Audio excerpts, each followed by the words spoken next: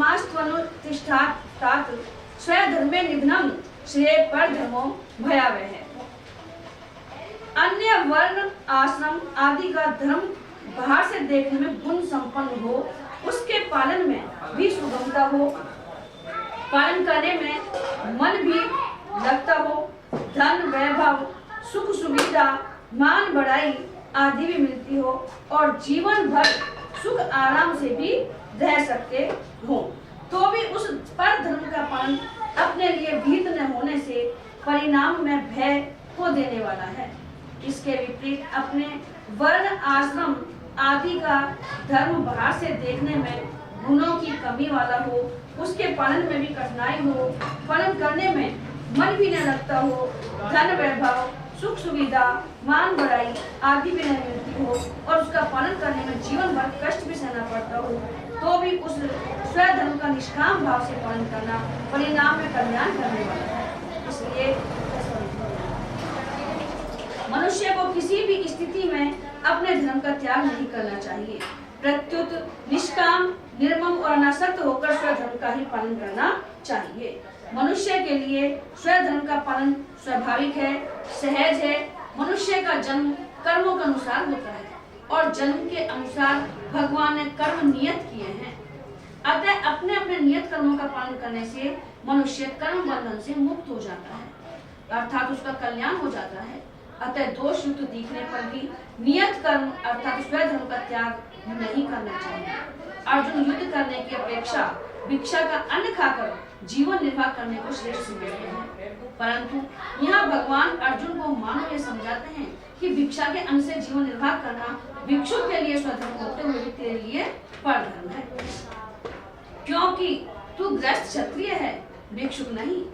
पहले अध्याय में भी जब अर्जुन ने कहा कि युद्ध करने से पाप ही लगेगा, तब भगवान ने कहा कि धर्म में युद्ध न करने से तू स्वधर्म और कीर्ति को खोकर पाप को प्राप्त होगा। फिर भगवान ने बताया कि जय पराजय लाभ हानि और सुख दुख को समान समझकर युद्ध करने से अर्थात राग द्वेष रहित होकर अपने कर्तव्य का पालन करने से पाप नहीं लगता। आगे 18वें अध्याय में भी भगवान ने यही बात कही है कि स्वभाव नियत स्वधर्म रूप कर्तव्य को करता हुआ मनुष्य पाप को प्राप्त नहीं होता। तात्पर्य यह है कि स्वधर्म के पालन में राग द्वेष रहने से ही पाप लगता है, अन्यथा नहीं। राग द्वेष से रहित होकर स्वधर्म का भली भांति आचरण करने से समता योग का अनुभव होता है और समता का अनुभव होने पर दुखों का नाश हो जाता है। इसलिए भगवान बार बार अर्जुन को राग द्वेष से रहित होकर युद्ध रूप स्वधर्म का पालन करने पर जोर देते हैं। भगवान अर्जुन को मानो समझाते हैं कि क्षत्रिय कुल में जन्म होने के कारण छात्र धर्म के नाते युद्ध करना तुम्हारा स्वधर्म अर्थात कर्तव्य है। अतः युद्ध में जय पराजय लाभ हानि और सुख दुख को समान देखना है और युद्ध रूप क्रिया का संबंध अपने साथ नहीं है, ऐसा समझकर केवल कर्मों की आसक्ति मिटाने के लिए कर्म करना है। शरीर इंद्रियां मन बुद्धि पदार्थ आदि अपने कर्तव्य का पालन करने के लिए ही है। वर्ण आश्रम आदि के अनुसार अपने अपने कर्तव्य का निस्वार्थ भाव से पालन करना ही स्वधर्म है। आज के जन जिसे धर्म कहते हैं उसी का नाम कर्तव्य है। स्वधर्म का पालन करना अथवा अपने कर्तव्य का पालन करना एक ही बात है। कर्तव्य उसे कहते हैं जिसको सुगमता पूर्वक कर सकते हैं, जो अवश्य करने योग्य है और जिसको करने पर कर्तव्य की प्राप्ति अवश्य होती है। धर्म का पालन करना सुगम होता है क्योंकि वह कर्तव्य होता है। यह नियम है कि केवल अपने धर्म का ठीक ठीक पालन करने से मनुष्य को वैराग्य हो जाता है। केवल कर्तव्य मात्र समझकर धर्म का पालन करने से कर्मों का प्रभाव प्रकृति में चला जाता है और इस तरह अपने साथ कर्मों का संबंध नहीं रहता। वर्ण आश्रम आदि के अनुसार सभी मनुष्यों का अपना अपना कर्तव्य कल्याणप्रद है, परंतु दूसरे वर्ण आश्रम आदि का कर्तव्य देखने से अपना कर्तव्य अपेक्षाकृत कम गुणों वाला दिखता है। जैसे ब्राह्मण के कर्तव्य श्रम दम तप क्षमा आदि की अपेक्षा क्षत्रिय के कर्तव्य युद्ध करना आदि में अहिंसा आदि गुणों की कमी दिखती है। इसलिए यहाँ विगुण पद देने का भाव यह है कि दूसरों के कर्तव्य से अपने कर्तव्य में गुणों की कमी दिखने पर भी अपना कर्तव्य ही कल्याण करने वाला है। अतः किसी भी अवस्था में अपने कर्तव्य का त्याग नहीं करना चाहिए। वर्ण आश्रम आदि के अनुसार बाहर से तो कर्म अलग अलग प्रतीत होते हैं, पर परमात्मा प्राप्ति रूप उद्देश्य एक ही होता है। परमात्मा प्राप्ति का उद्देश्य न रहने से तथा अंतःकरण में प्राकृत पदार्थों का महत्व रहने से ही कर्म घोर या सौम्य प्रतीत होते हैं। स्वधर्म पालन में यदि सदा सुख आराम धन संपत्ति, मान बढ़ाई, आदर सत्कार आदि ही मिलते तो वर्तमान में धर्मात्माओं की टोलियां देखने में आती। परंतु स्वधर्म का पालन सुख अथवा दुख को देखकर नहीं किया जाता, प्रत्युत भगवान अथवा शास्त्र की आज्ञा को देखकर निष्काम भाव से किया जाता है। इसलिए स्वधर्म अर्थात अपने कर्तव्य का पालन करते हुए यदि कोई कष्ट आ जाए तो वह कष्ट में उन्नति करने वाला होता है। वास्तव में वह कष्ट नहीं अपितु तप होता है। उस कष्ट से तप की अपेक्षा भी बहुत जल्दी उन्नति होती है। कारण कि तप अपने लिए किया जाता है और कर्तव्य दूसरों के लिए। जानकर किए गए तप से उतना लाभ नहीं होता जितना लाभ सत्य आयुर्वेद कष्ट रूप तप से होता है। जिन्होंने स्वधर्म पालन में कष्ट सहन किया और जो स्वधर्म का पालन करते हुए मर गए वे धर्मात्मा पुरुष अमर हो गए। लौकिक दृष्टि से भी जो कष्ट आने पर भी अपने धर्म कर्तव्य पर डटा रहता है उसकी बहुत प्रशंसा और महिमा होती है। जैसे देश को स्वतंत्र बनाने के लिए जिन पुरुषों ने कष्ट सहे, बार बार जेल गए और फांसी पर लटकाए गए, उनकी आज बहुत प्रशंसा और महिमा होती है।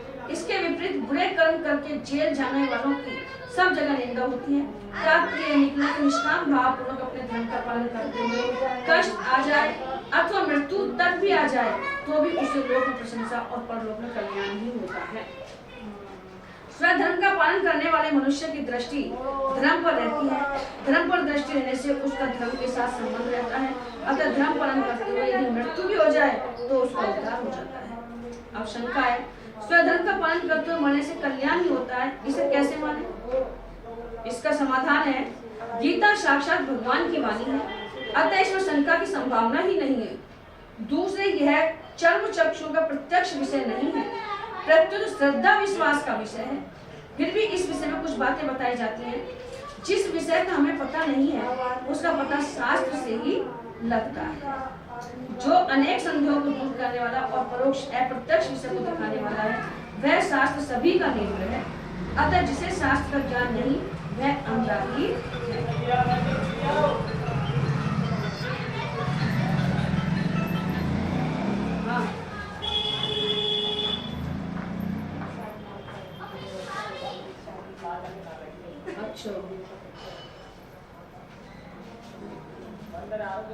यहाँ तो में जाऊँगी या परवा तुमको वहाँ कोई दी जा रही है नहीं तो दवा सुबह दे देना चाहे शाम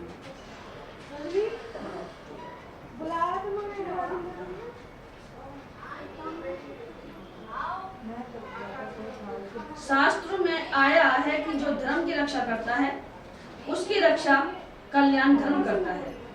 धर्मो रक्षति रक्षिते, अतः जो धर्म का पालन करता है उसके कल्याण का भार धर्म पर और धर्म के उपदेष्टा भगवान वेदों शास्त्रों ऋषियों आदि पर होता है तथा उन्हीं की शक्ति से उसका कल्याण होता है। जैसे हमारे शास्त्रों में आया है कि पार्थिव व्रत धर्म का पालन करने से स्त्री का कल्याण हो जाता है, तो वहाँ पार्थिव व्रत धर्म की आज्ञा देने वाले भगवान वेद शास्त्र आदि की शक्ति से ही कल्याण होता है, पति की शक्ति से नहीं। ऐसे ही धर्म का पालन करने के लिए भगवान वेदों शास्त्रों ऋषि मुनियों और संत महात्माओं की आज्ञा है। इसलिए धर्म पालन करते हुए मरने पर उनकी शक्ति से कल्याण हो जाता है, इससे किंचित मात्र भी संदेह नहीं। पुराणों और इतिहासों से भी सिद्ध होता है कि अपने धर्म का पालन करने वाला का कल्याण होता है। जैसे राजा हरिश्चंद्र अनेक कष्ट निंदा अपमान आदि के आने पर भी अपने सत्य धर्म से विचलित नहीं हुए, अतः इसके प्रभाव से समस्त प्रजा को साथ लेकर परम धाम गए और आज भी उनकी बहुत प्रशंसा और वर्तमान समय में पुनर्जन्म संबंधी अनेक सत्य घटनाएं देखने सुनने पढ़ने में आती हैं, जिनसे मृत्यु के बाद होने वाली सदगति दुर्गति का पता लगता है। निस्वार्थ भाव से अपने कर्तव्य का ठीक ठीक पालन करने पर आस्तिक की तो बात ही क्या, पर लोग को न मानने वाले नास्तिक के भी चित्त में सात्विक प्रसन्नता आ जाती है। यह प्रसन्नता कल्याण का द्योतक है, क्योंकि कल्याण का वास्तविक स्वरूप परम शांति है। अतः अपने अनुभव से भी सिद्ध होता है कि अकर्तव्य का सर्वथा त्याग करके कर्तव्य का पालन करने से कल्याण होता है। अब मार्मिक बात यह है कि स्वयं परमात्मा का अंश होने से वास्तव में स्वधर्म है अपना कल्याण करना, अपने को भगवान का मानना और भगवान के सिवाय किसी को भी अपना नहीं मानना, अपने को जिज्ञासु मानना, अपने को सेवक मानना, कारण कि ये सभी सही धर्म है, खास स्वयं के धर्म है, मन बुद्धि के धर्म नहीं है। बाकी वर्ण, आश्रम, शरीर आदि को लेकर जितने भी धर्म हैं वे अपने कर्तव्य पालन के लिए स्वधर्म होते हुए भी पर धर्म ही है। कारण कि वे सभी धर्म माने हुए हैं और स्वयं के नहीं है। उन सभी धर्मों में दूसरों के सहारे की आवश्यकता होती है, अर्थात उनमें परतंत्रता रहती है। परंतु जो अपना असली धर्म है उसमें किसी की सहायता की आवश्यकता नहीं होती, अर्थात उसमें स्वतंत्रता होती है। इसलिए प्रेमी होता है तो स्वयं होता है, जिज्ञासु होता है तो स्वयं होता है, और सेवक होता है तो स्वयं होता है। अतः प्रेमी प्रेम होकर प्रेमास्पद के साथ एक हो जाता है, जिज्ञासु जिज्ञासा होकर ज्ञातव्य तत्व के साथ एक हो जाता है, और सेवक सेवा होकर सेवे के साथ एक हो जाता है। ऐसे ही साधक मात्र साधना से एक होकर साध्य स्वरूप हो जाता है। परमात्मा प्राप्ति चाहने वाले साधक को धन, मान, बड़ाई, आदर, आराम आदि पाने की इच्छा नहीं होती। इसलिए धन, मान आदि के न मिलने पर भी उसे कोई चिंता नहीं होती, और यदि प्रारब्धवश ये मिल जाए तो उसे कोई प्रसन्नता नहीं होती।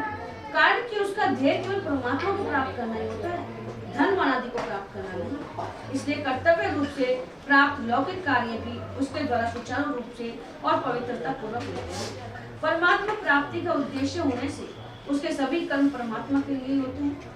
जैसे धन प्राप्ति का ध्येय होने पर व्यापारी आराम का त्याग करता है और कष्ट सहता है, और जैसे डॉक्टर द्वारा फोड़े पर चीरा लगाते समय इसका परिणाम अच्छा होगा, इस तरफ दृष्टि रहने से रोगी का अंतःकरण प्रसन्न रहता है। ऐसे ही परमात्मा प्राप्ति का लक्ष्य रहने से संसार में पराजय, हानि, कष्ट आदि होने पर भी साधक के अंतःकरण में स्वाभाविक प्रसन्नता रहती है। अनुकूल, प्रतिकूल आदि मात्र परिस्थितियां उसके लिए साधन सामग्री होती है। जब साधक अपना कल्याण करने का ही दृढ़ निश्चय करके स्वधर्म के पालन में तत्परता पूर्वक लग जाता है, तब कोई कष्ट, दुख, कठिनाई आदि आने पर भी वह स्वधर्म से विचलित नहीं होता। इतना ही नहीं, वह कष्ट, दुख आदि उसके लिए तपस्या के रूप में तथा प्रसन्नता को देने वाला होता है। शरीर को मैं और मेरा मानने से संसार में राग द्वेष होता है। राग द्वेष के रहने पर मनुष्य को स्वधर्म पर धर्म का ज्ञान नहीं होता। अगर शरीर मैं होता तो मैं के रहते हुए शरीर भी रहता, और शरीर के न रहने पर मैं भी न रहता। अगर शरीर मेरा होता तो इसे पाने के बाद और कुछ पाने की इच्छा न रहती। अगर इच्छा रहती है तो सिद्ध हुआ कि वास्तव में मेरी वस्तु अभी नहीं मिली और मिली हुई वस्तु मेरी नहीं है। शरीर को साथ लाए नहीं, साथ ले जा सकते नहीं, उसमें इच्छानुसार परिवर्तन कर सकते नहीं, फिर वह मेरा कैसे? इस प्रकार शरीर मैं नहीं और मेरा नहीं, इसका ज्ञान विवेक सभी साधकों में रहता है। परंतु इस ज्ञान को महत्व न देने से उनके राग द्वेष नहीं होते। अगर शरीर में कभी मैंपन और मेरापन दिख भी जाए तो भी साधक को उसे महत्व न देकर अपने विवेक को महत्व देना चाहिए, अर्थात शरीर मैं नहीं और मेरा नहीं, इसी बात पर दृढ़ रहना चाहिए। अपने विवेक को महत्व देने से वास्तविक तत्व का बोध हो जाता है। बोध होने पर राग द्वेष नहीं रहते। राग द्वेष के न रहने पर अंतःकरण में स्वधर्म पर धर्म का ज्ञान स्वतः प्रकट होता है और उसके अनुसार स्वतः चेष्टा होती है। यद्यपि पर धर्म का पालन वर्तमान में सुगम दिखता है, तथापि परिणाम में वह सिद्धांत से भयावह है। यदि मनुष्य स्वार्थ भाव का त्याग करके परहित के लिए स्वधर्म का पालन करे तो उसके लिए कोई भय नहीं है। 18वें अध्याय के 42वें, 43वें और 44वें श्लोक में क्रमशः ब्राह्मण, क्षत्रिय, वैश्य, शूद्र के स्वाभाविक कर्मों का वर्णन करके भगवान ने 47वें श्लोक के पूर्वार्ध में भी यही बात कही है। अतः जब यहाँ दूसरे के स्वाभाविक कर्म को भयावह कहा गया है, तब 18वें अध्याय के 42वें श्लोक में कहे ब्राह्मण के स्वाभाविक कर्म भी दूसरों के लिए भयावह होने चाहिए, जबकि शास्त्रों में सभी मनुष्यों को उनका पालन करने की आज्ञा दी गई है। समाधान: मन का निग्रह, इंद्रियों का दमन आदि तो सामान्य धर्म है, जिनका पालन सभी को करना चाहिए, क्योंकि ये सभी के धर्म है। ये सामान्य धर्म ब्राह्मण के लिए स्वाभाविक कर्म इसलिए है कि इनका पालन करने में उन्हें परिश्रम नहीं होता, परंतु दूसरे वर्णों को इनका पालन करने में परिश्रम हो सकता है। स्वाभाविक कर्म और सामान्य धर्म दोनों ही स्वधर्म के अंतर्गत आते हैं। सामान्य धर्म के सिवाय अपने स्वाभाविक कर्म में पाप दिखते हुए भी वास्तव में पाप नहीं होता। जैसे केवल अपना कर्तव्य समझकर शूरवीरता पूर्वक युद्ध करना क्षत्रिय का स्वाभाविक कर्म होने से इसमें पाप दिखते हुए भी वास्तव में पाप नहीं होता। सामान्य धर्म के सिवाय दूसरे का स्वाभाविक कर्म पर धर्म भयावह है, क्योंकि उसका आचरण शास्त्र निषिद्ध और दूसरों की जीविका को छीनने वाला है। दूसरे का धर्म भयावह इसलिए है कि उसका पालन करने से पाप लगता है और वह स्थान विशेष तथा योनि विशेष नरक रूप भय को देने वाला होता है। इसलिए भगवान अर्जुन से मानो यह कहते हैं कि भिक्षा के अन्न से जीवन निर्वाह करना दूसरों की जीविका का हरण करने वाला तथा क्षत्रिय के लिए निषिद्ध होने के कारण तेरे लिए यह श्रेष्ठकर नहीं है। यदि भिक्षा केवल ब्राह्मणों के लिए बताई है तो क्षत्रिय तो युद्ध कर, प्रत्युत तेरे लिए युद्ध रूप से स्वतः प्राप्त स्वाभाविक कर्म का पालन ही श्रेष्ठकर है। अब स्वधर्म और परधर्म संबंधी मार्मिक बात यह है कि परमात्मा और उनका अंश जीवात्मा जो स्वयं है तथा प्रकृति और उसका कार्य शरीर और संसार अन्य है। स्वयं और अन्य, स्वयं का धर्म स्वधर्म और अन्य का धर्म परधर्म कहलाता है। अतः सूक्ष्म दृष्टि से देखा जाए तो निर्विकारता, निर्दोषता, अविनाशिता, नित्यता, निष्कामता, निर्ममता आदि जितने स्वयं के धर्म हैं वे सब स्वधर्म हैं। उत्पन्न होकर रहना, बदलना, बढ़ना, छीन होना तथा नष्ट होना एवं भोग और संग्रह की इच्छा, मान बढ़ाई की इच्छा आदि जितने शरीर के संसार के धर्म में सब परधर्म है।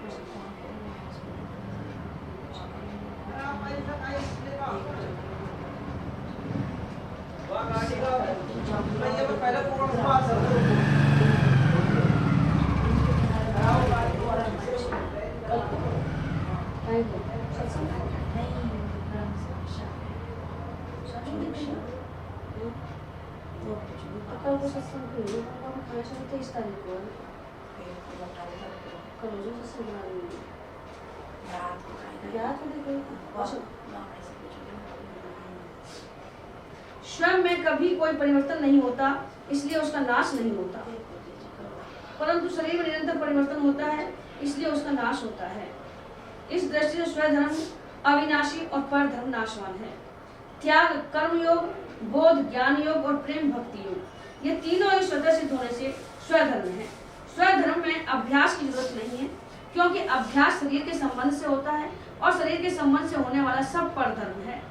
योगी होना स्वधर्म है, भोगी होना परधर्म है। निर्लिप्त रहना स्वधर्म है और लिप्त होना परधर्म है। सेवा करना स्वधर्म है और कुछ भी चाहना परधर्म है। प्रेमी होना स्वधर्म है और रागी होना परधर्म है। निष्काम, निर्मम और अनासक्त होना स्वधर्म है एवं कामना, ममता और आसक्ति करना परधर्म है। तात्पर्य है कि प्रकृति के संबंध के बिना स्वयं में होने वाला सब कुछ स्वधर्म है और प्रकृति के संबंध से होने वाला सब कुछ परधर्म है। स्वधर्म चिन्मय धर्म और परधर्म जड़ धर्म है। परमात्मा का अंश शरीर स्व है और प्रकृति का अंश शरीर पर है। स्व के दो अर्थ होते हैं, एक तो स्वयं और दूसरा स्व की है। अर्थात कोई मतलब जो तो भाई परिस्थिति को काम करना पड़ेगा जैसे, अर्थात परमात्मा इस दृष्टि से अपने स्वरूप बोध की इच्छा तथा स्व के परमात्मा की इच्छा दोनों ही स्वधर्म है, ये भी निभाना पड़ेगा। पुरुष चेतन का धर्म है, स्वतः सिद्ध स्वाभाविक स्थिति और प्रकृति का धर्म है। स्वतः सिद्ध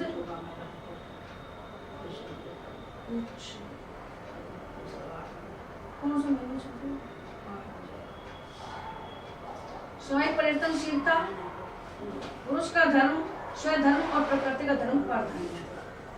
मनुष्य में दो प्रकार की इच्छाएं रहती हैं, सांसारिक अर्थात भोग एवं संग्रह की इच्छा और पारमार्थिक अर्थात अपने कल्याण की इच्छा। इसमें भोग और संग्रह की इच्छा परधर्म अर्थात शरीर का धर्म है, क्योंकि असत शरीर के साथ संबंध जोड़ने से ही मेरा भोग और संग्रह की इच्छा होगी। राम राम। प्रसाद ले लियो। अपने कल्याण की इच्छा स्वधर्म है, क्योंकि परमात्मा की ओर भगवान को नाम परमात्मा का ही अंश होने से स्वयं की इच्छा परमात्मा की है, संसार की नहीं। स्वधर्म का पालन करने में मनुष्य स्वतंत्र है, क्योंकि अपना कल्याण करने में शरीर, इंद्रियां, मन, बुद्धि आदि की आवश्यकता नहीं है, प्रत्युत इनसे विमुख होने की आवश्यकता है। परंतु परधर्म का पालन करने में मनुष्य परतंत्र है, क्योंकि इसमें शरीर, इंद्रिय, मन, बुद्धि, देश, काल, वस्तु, व्यक्ति आदि की आवश्यकता है। शरीर आदि की सहायता के बिना परधर्म का पालन हो ही नहीं सकता। स्वयं परमात्मा का अंश है और शरीर संसार का अंश है। जो मनुष्य परमात्मा को अपना मान लेता है, तब यह उसके लिए स्वधर्म हो जाता है, और जब शरीर संसार को अपना मान लेता है, तब यह उसके लिए परधर्म हो जाता है। जो कि शरीर धर्म है, जब मनुष्य शरीर से अपना संबंध न मानकर परमात्मा प्राप्ति के लिए साधन करता है, तब वह साधन उसका स्वधर्म होता है। नित्य प्राप्त परमात्मा का अथवा अपने स्वरूप का अनुभव कराने वाले सब साधन स्वधर्म है, और संसार की ओर ले जाने वाले सब कर्म परधर्म है। इस दृष्टि से कर्म योग, ज्ञान योग और भक्ति योग तीनों ही योग मार्ग मनुष्य मात्र के स्वधर्म है। इसके विपरीत शरीर से अपना संबंध मानकर भोग और संग्रह में लगना मनुष्य मात्र का परधर्म है। स्थूल, सूक्ष्म और कारण तीनों शरीरों से किए जाने वाले तीर्थ, व्रत, दान, तप, चिंतन, ध्यान, समाधि आदि समस्त शुभ कर्म सकाम भाव से अर्थात अपने लिए करने पर परधर्म हो जाते हैं, और निष्काम भाव से अर्थात दूसरों के लिए करने पर स्वधर्म हो जाते हैं। कारण की स्वरूप निष्काम है और सकाम भाव प्रकृति के संबंध से आता है, इसलिए कामना होने से परधर्म होता है।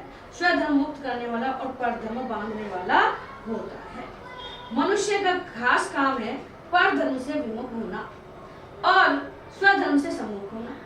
ऐसा केवल मनुष्य ही कर सकता है। स्वधर्म की सिद्धि के लिए मनुष्य शरीर मिला है। परधर्म तो अन्य योनियों में तथा भोग प्रधान स्वर्ग आदि लोकों में भी है। स्वधर्म में मनुष्य मात्र सबल, पात्र और स्वाधीन है, तथा परधर्म में मनुष्य मात्र निर्बल, अपात्र और पराधीन है। प्रकृति जन्य वस्तु की कामना से अभाव का दुख होता है, और वस्तु के मिलने पर उस वस्तु की पराधीनता होती है, जो कि परधर्म है। परंतु प्रकृति जन्य वस्तुओं की कामनाओं का नाश होने पर अभाव और पराधीनता सदा के लिए मिट जाती है, जो कि स्वधर्म है। इस स्वधर्म में स्थित रहते हुए कितना ही कष्ट आ जाए, यहाँ तक कि शरीर भी छूट जाए, तो भी वह कल्याण करने वाला है। परंतु परधर्म के संबंध में सुख सुविधा होने पर भी वह भयावह अर्थात बारंबार जन्म मरण के में डालने वाला है। संसार में जितने भी दुख, शोक, चिंता आदि हैं, वे सब परधर्म का आश्रय लेने से ही हैं। परधर्म का आश्रय छोड़कर स्वधर्म का आश्रय लेने से सदैव सर्वदा रहने वाले आनंद की प्राप्ति हो जाती है, जो कि स्वतः सिद्ध है। साधक जन्म और कर्म के अनुसार स्वयं को अर्थात अपने को मानता है। उसका धर्म कर्तव्य उसके लिए स्वधर्म है, और जो उसके लिए निषिद्ध है परधर्म है। जैसे साधक अपने को किसी वन और आश्रम का मानता है, तो उस वन और आश्रम का धर्म उसके लिए स्वधर्म है। वह अपने को विद्यार्थी अध्यापक मानता है, तो पढ़ना और पढ़ाना उसके लिए स्वधर्म है। वह अपने को सेवक, जिज्ञासु तथा भक्त मानता है, तो सेवा, जिज्ञासा या भक्ति उसके लिए स्वधर्म है। जिसमें दूसरे के अहित का अनिष्ट का भाव होता है, वह चोरी, हिंसा आदि कर्म किसी के भी स्वधर्म नहीं, प्रत्युत कुधर्म अथवा अधर्म है। प्रत्येक धर्म में कुधर्म, अधर्म और परधर्म ये तीनों होते हैं। दूसरे का अनिष्ट का भाव, कूटनीति आदि धर्म में कुधर्म है। यज्ञ में पशु बलि देना आदि धर्म में अधर्म है। जो अपने लिए निषिद्ध है, सब दूसरे वन, आश्रम आदि का धर्म में परधर्म है। कुधर्म, अधर्म और परधर्म इन तीनों से कल्याण नहीं होता। कल्याण उस धर्म से होता है जिसमें अपने स्वार्थ तथा अभिमान का त्याग एवं दूसरे का वर्तमान में और भविष्य में हित होता है। निष्काम भाव से दूसरे के हित के लिए कर्म करना स्वधर्म है। स्वधर्म को ही गीता में सहज कर्म, स्वयं कर्म और स्वभावज कर्म नाम से कहा गया है। कर्तव्य के विरुद्ध कर्म करना ही एक कर्तव्य है। कर्तव्य का पालन न करना ही अकर्तव्य है।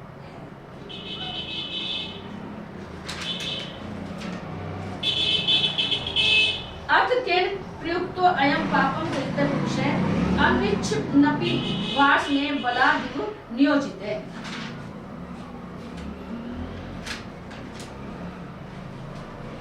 यदुकुल में वृष्णि नाम का एक वंश था। उसी वृष्णि वंश में अवतार लेने से भगवान श्री कृष्ण का एक नाम वार्ष्णेय है।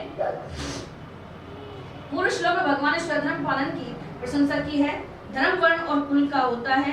अतः अर्जुन भी कुल के नाम से भगवान को संबोधित करके प्रश्न करता है। विचारवान पुरुष पाप नहीं करना चाहता, क्योंकि पाप का परिणाम दुख होता है और ले जा प्रसाद दुख को कोई भी प्राणी नहीं चाहता। यहाँ अनिच्छन पद का तात्पर्य भोग और संग्रह की इच्छा का त्याग नहीं, प्रत्युत पाप करने की इच्छा का त्याग है। लगा के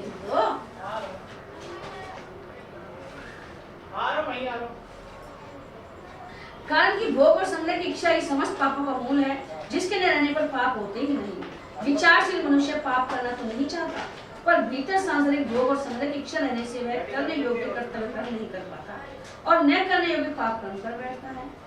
अनिच्छन पद की प्रबलता को बताने के लिए अर्जुन बलादि नियोजित पदों को कहते हैं। तात्पर्य यह है कि पाप वृत्ति के उत्पन्न होने पर विचारशील पुरुष उस पाप को जानता हुआ उसे सर्वथा दूर रहना चाहता है, फिर भी वह उस पाप में ऐसे लग जाता है जैसे कि उसको जबरदस्ती पाप में लगा रहा हो। ऐसे इससे ऐसा मालूम होता है कि पाप में लगाने वाला कोई बलवान कारण है। पापों में प्रवृत्ति का मूल कारण है काम, अर्थात सांसारिक सुख भोग और संग्रह की कामना। परंतु इस कारण की ओर दृष्टि न रहने से मनुष्य को यह पता नहीं चलता कि पाप कराने वाला कौन है। वह समझता है कि मैं तो पाप को जानता हुआ उसे निवृत्त होना चाहता हूँ, पर मेरे को कोई बलपूर्वक पाप में प्रवृत्त करता है, जैसे दुर्योधन ने कहा, जाना भी धर्म न च में प्रवृत्ति जनार्दन में धर्म न च में निवृत्ति केनापि देवेन हृदय स्थितेन यथा नियुक्तो अस्मि तथा करोमि। ये गर्ग संहिता का अश्वमेध में 50वां श्लोक है। मैं धर्म को जानता हूँ, पर उसमें मेरी प्रवृत्ति नहीं होती, और अधर्म को भी जानता हूँ, पर उससे मेरी निवृत्ति नहीं होती। मेरे हृदय में स्थित कोई देव है जो मेरे से जैसा करवाता है वैसा ही मैं करता हूँ। दुर्योधन द्वारा कहा गया यह देव वस्तुतः काम भोग और संग्रह की इच्छा ही है, जिससे मनुष्य विचार पूर्वक जानता हुआ भी धर्म का पालन और अधर्म का त्याग नहीं कर पाता।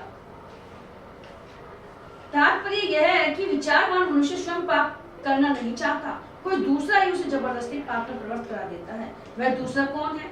यह अर्जुन का प्रश्न है। भगवान ने अभी 34वें श्लोक में बताया कि राग और द्वेष जो काम और क्रोध के ही सूक्ष्म रूप हैं, साधक के महान शत्रु हैं, अर्थात दोनों पाप के कारण हैं, राग और द्वेष। परंतु वह बात सामान्य रीति से कहने के कारण अर्जुन उसे पकड़ नहीं सके। अतः वे प्रश्न करते हैं कि मनुष्य विचार पूर्वक पाप करना नहीं चाहता हुआ भी इससे प्रेरित होकर पाप का आचरण करता है। अर्जुन के प्रश्न का अभिप्राय यह है कि अश्रद्धा, असूया, दुश्चिंता, मूर्खता, प्रकृति की परवस्था, राग द्वेष धर्म में अरुचि और परधर्म में रुचि, इनमें से कौन सा कारण है जिससे मनुष्य विचार पूर्वक नहीं चाहता हुआ भी पाप में प्रवृत्त होता है? इसके अलावा ईश्वर, प्रारब्ध, युग, परिस्थिति, कर्म, कुसंग, समाज, रीति रिवाज, सरकारी कानून आदि में से भी किस कारण से मनुष्य पाप में प्रवृत्त होता है? बोलो श्री कृष्ण भगवान की जय। श्री गुरु चरण सरोज रज निज मनुपुर सुधार बारे नाहु रघुवर विमल जसु जो दाया के फल चार बुद्धिहीन तनु जानेगे सुमिरो पवन कुमार बल बुद्धि विद्या देहु मोहि हरहु कलेश विकार। जय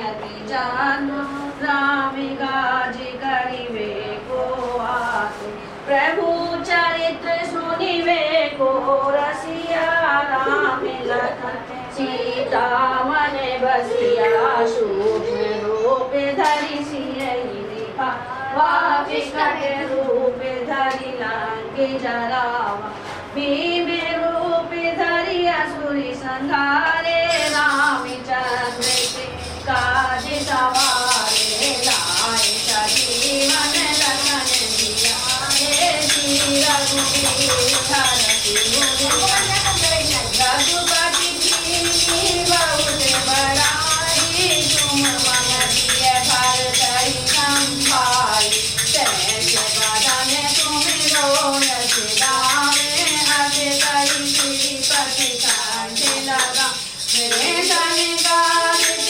ब्रह्मादि मुनीसा नारद सारद सहित अहिसा जन कुबेर दिगपाल यहाँ से कवि कोविद कहि सके तुम्हें उपकार सुग्रीवनि कीना राम मिलाए राजपद दीना तुम लो मंत्र विभीषण माना लंकेश्वर भय सब जग जाना युग दुर्योधन पर भानु लीलोदारि मधुर बल जान प्रभु मुद्रिका मेल मुखि माही जल दिलांग गए अचरज नाहि दुर्गम काज जलत के सुगम अनुग तुमरे राम दुआ के तुम रखवारे हो तुम आज्ञा बिन सारे सब सुख लहे तुम्हारे करना को मेरा चटकाहू को डरना आपन तेज गमारो आपे तीनों लोक हाथ से कापे भूत पिशाच निकट नहीं आवे महावीर जब नाम सुनावे नासे रोग हरे सब पीरा जपत निरंतर हनुमत हीरा संकट ते हनुमान छुड़ाए मन क्रम वचन ध्यान जो लाए सब पर राम तपस्वी राजा तिनके काज सकल तुम साधन और मनोरथ जो कोई लावे सोई अमित जीवन फल पावे चारों युग परताप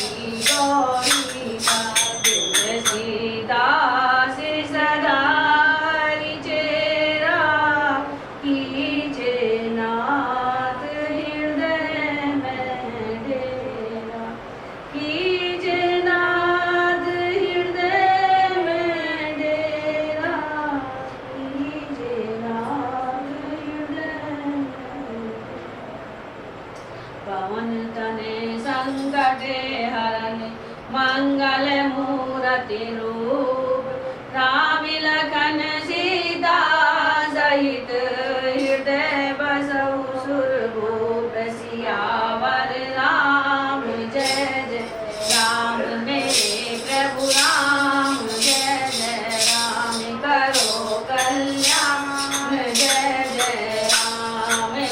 मंगल भवानी मंगलहारी, प्रभु दशरथ अजर बिहारी, दीन दयाल विरध संभारी, हरहु नाथ मम संकट भारी।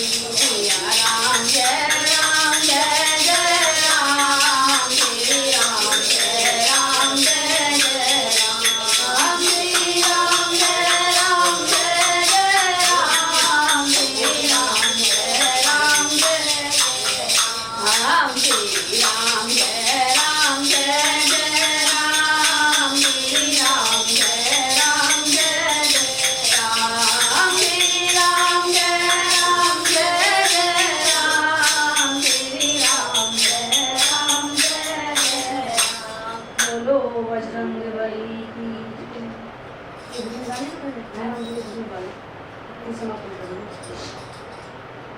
श्री राम की गली में तुम्हें जाना, महानाथ दे मिलेंगे हनुमाना।